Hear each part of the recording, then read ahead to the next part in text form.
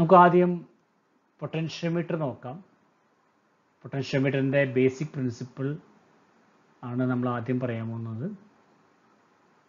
Uniform cross സെക്ഷനുള്ള ഒരു current carrying കണ്ടക്ടറിൻ്റെ രണ്ട് പോയിന്റുകൾ തമ്മിലുള്ള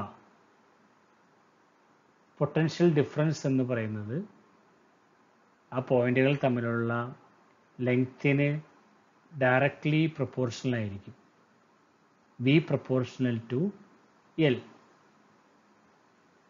പൊട്ടൻഷ്യോമീറ്റർ ഉപയോഗിച്ച് നമുക്ക് രണ്ട് അപ്ലിക്കേഷൻസ് ആണ് പഠിക്കാനുള്ളത്. ഒന്നാമത്തത് comparison of EMFs of two cells. ഇതിൻ്റെ സർക്യൂട്ട് ഡീറ്റെയിൽസിലേക്ക് നമുക്ക് പോകാം. പൊട്ടൻഷ്യോമീറ്റർ എന്ന് പറയുന്നത് A തുടങ്ങി B വരെ നീണ്ടു നിൽക്കുന്ന 10 മീറ്റർ ലെങ്ത്തുള്ള ഒരു വയറാണ്. സാധാരണ ഉപയോഗിക്കുന്നത് ഒരു അലോയ് ആണ്.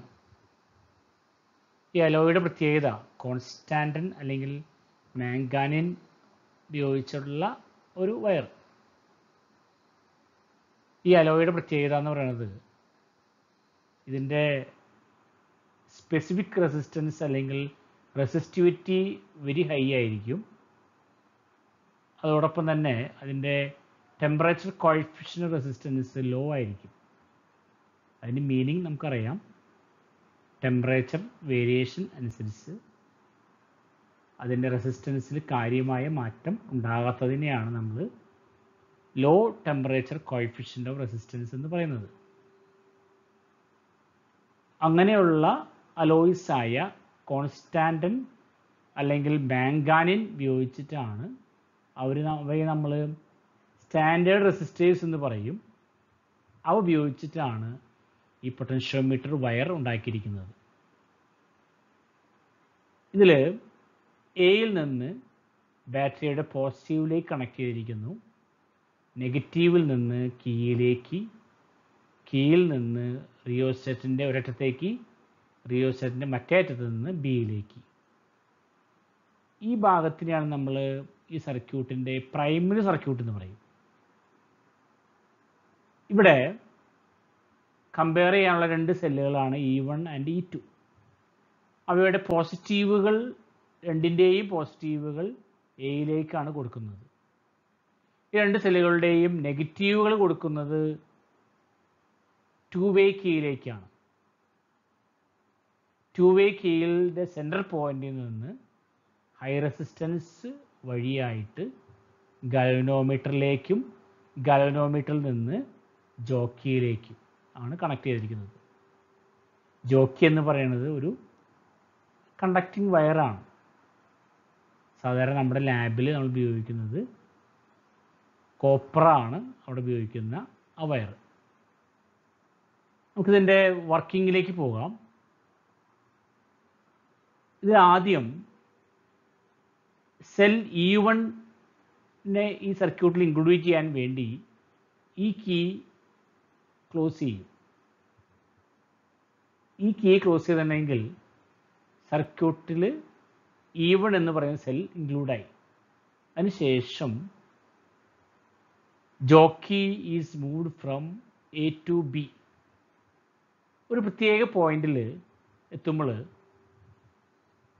ജോക്കി ഇങ്ങനെ എയിൽ നിന്ന് മൂവ് ചെയ്ത് ഒരു പ്രത്യേക പോയിന്റിൽ എത്തിക്കഴിയുമ്പോൾ galvanometer shows null deflection, means zero deflection. ആ പോയിന്റിനെ നമ്മൾ ബാലൻസിങ് പോയിന്റ് എന്ന് പറയും. എയിൽ നിന്ന് ആ പോയിന്റിലേക്കുള്ള ഡിസ്റ്റൻസിനെയാണ് നമ്മൾ ബാലൻസിങ് ലെങ്ത് L1 എന്ന് പറയുന്നത്. Therefore we can write E1 proportional to L1. That is E1 equal to KL1. This can be taken as equation number 1. ഇനി നമ്മൾ ചെയ്യാൻ പോകുന്നത് രണ്ടാമത്തെ സെല്ല് E2. E2വിനെ സർക്യൂട്ട് ഇൻക്ലൂഡ് ചെയ്യും. അതുമായി ബന്ധപ്പെട്ട കീ ക്ലോസ് ചെയ്താൽ മതി. അതിനുശേഷം നേരത്തെ പോലെ ബാലൻസ് ലെങ്ത്തിൽ കാണും. ബാലൻസ് ലെങ്ത് കിട്ടുന്നത് L2 ആണെങ്കിൽ we can write E2 proportional to L2. That is E2 equal to KL2.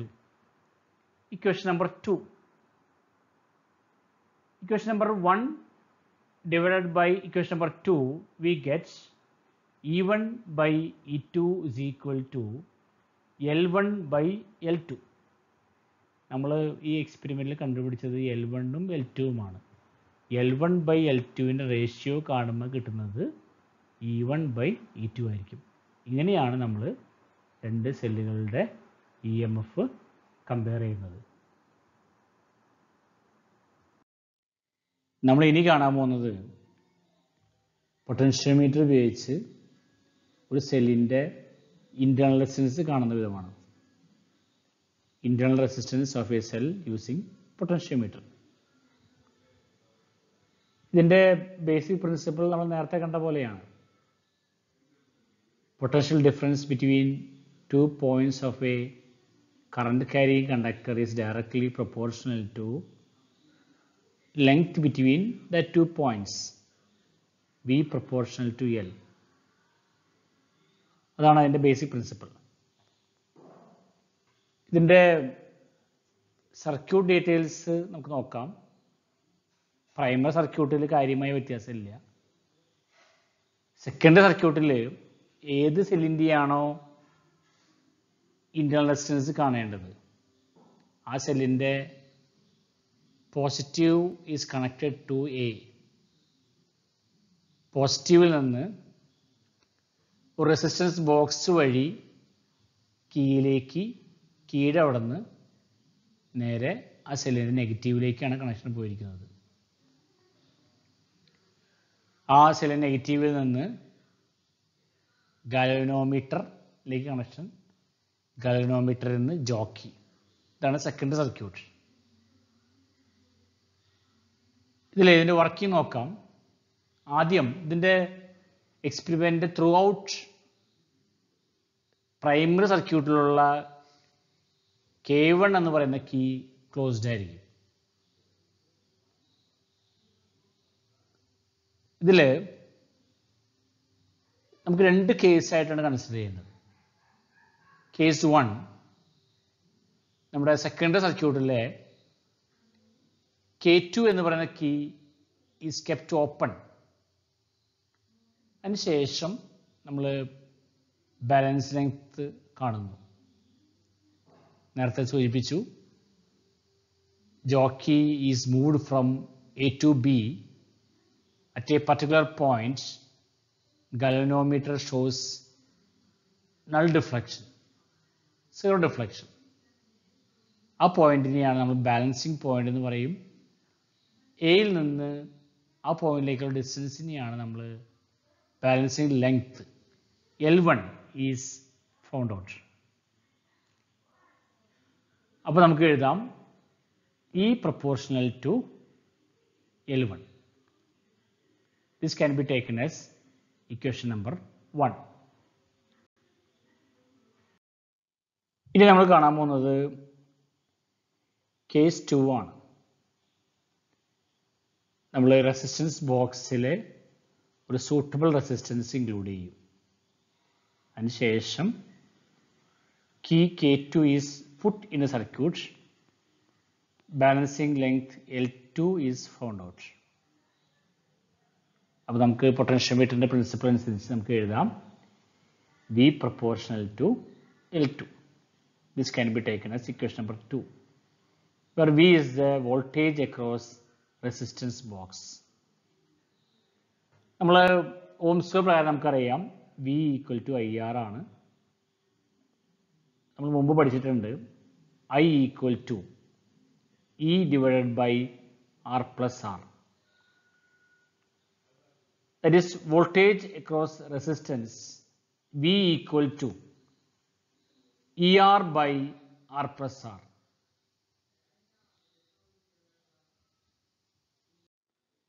ഇതിനെയാണ് നമ്മൾ ഇക്വേഷൻ നമ്പർ 3 എന്ന് പറയുന്നത്. Substituting equation number 3 into, we get ER by R plus small r proportional to L2. This can be taken as equation number 4. Equation number 1 divided by equation number 4, we get E by ER by R plus small r equal to L1 by L2. That is, R plus R by capital R is equal to L1 by L2. On simplifying, we get internal resistance of the cell small r is equal to capital R into L1 minus L2 by L2. നമുക്കറിയാം ഇവിടെ small R എന്ന് പറയുന്നത് internal resistance കാണാനുള്ള ഒരു ടേമാണ്. Small R equal to capital R എന്ന് പറയുന്നത് നമ്മൾ റെസിസ്റ്റൻസ് ബോക്സ് ഇൻക്ലൂഡ് ചെയ്ത റെസിസ്റ്റൻസ് ആണ്, എക്സ്റ്റേണൽ റെസിസ്റ്റൻസ് ആണ്. L1 എന്ന് പറയുന്നത് balancing length when the key K2 is kept open, and L2 is the balancing length when the key K2 is kept closed. Potentiometer is superior than voltmeter. Why? അതാണ് അടുത്ത topic. ഇതിൽ നമുക്കറിയാം voltmeter ആയാലും potentiometer ആയാലും രണ്ടും EMF measure ചെയ്യാനുള്ള instruments ആണ്. പക്ഷേ ഇതിൽ പൊട്ടൻഷ്യോമീറ്റർ ആണ് വോൾട്ട്മീറ്ററിനേക്കാളും സുപ്പീരിയർ എന്ന് പറയും. അതിന് കാരണമാണ് പറയാൻ പോകുന്നത്.